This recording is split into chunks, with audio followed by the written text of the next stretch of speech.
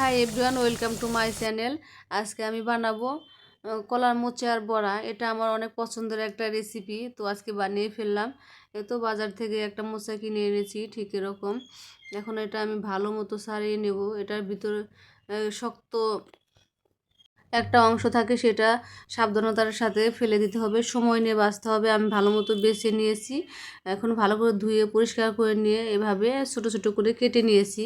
আমি এখানে মোচার যে ভিতরের নরম অংশটা সেটাই নিয়েছি, আমি শক্তগুলো নিইনি। আমি যেহেতু বড়া ভাজবো সেজন্য নরম অংশ নিয়েছি। তারপরে ধুয়ে জল ঝরে নিয়েছি। এরপর এখানে দিয়ে দিচ্ছি পরিমাণ মতো লবণ, পেঁয়াজ কুচি, ধনিয়া পাতা কুচি, কাঁচামরিচ কুচি।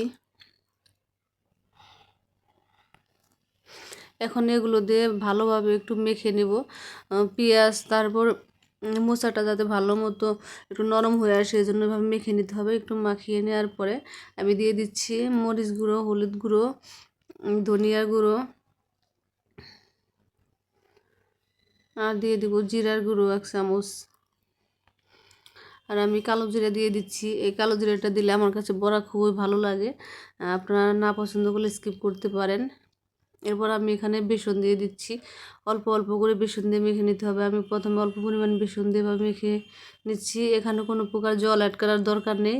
হাত দিয়ে এভাবে মেখে নিলে কলার মোচা থেকে যে জল বের হয় ওটা দিয়ে কভার করে ফেলবে। তো আমার মনে হচ্ছিল আর একটু লাগবে বেসনের জন্য আমি আর একটু দিয়ে আবার মেখে নেব। কোনো প্রকার জল অ্যাড করা যাবে না এতে।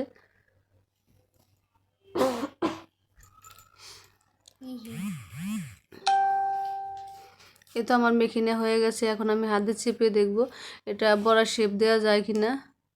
তো তারপর মনে হচ্ছিল যে একটু নরম, পরে আমি আর একটু দিয়ে বেসন দিয়ে মিক্সড করে নিয়েছি।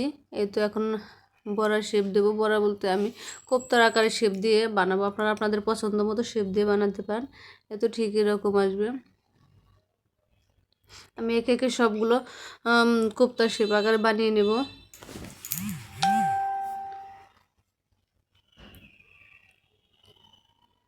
এ তো আমি বানিয়ে নিচ্ছি এভাবে।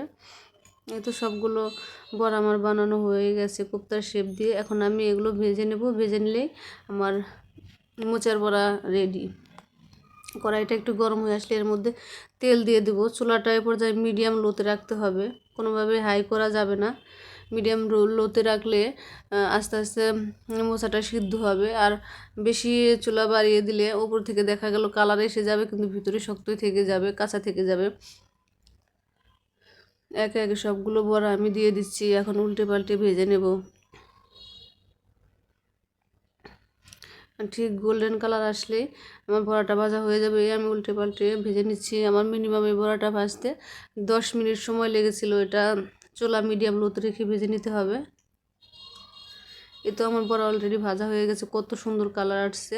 এখন আমি একটা প্লেটে নামিয়ে সার্ভ করব। দেখেন কত সুন্দর, আর সত্যি কথা বলতে অনেক বেশি টেস্ট হয়েছিল।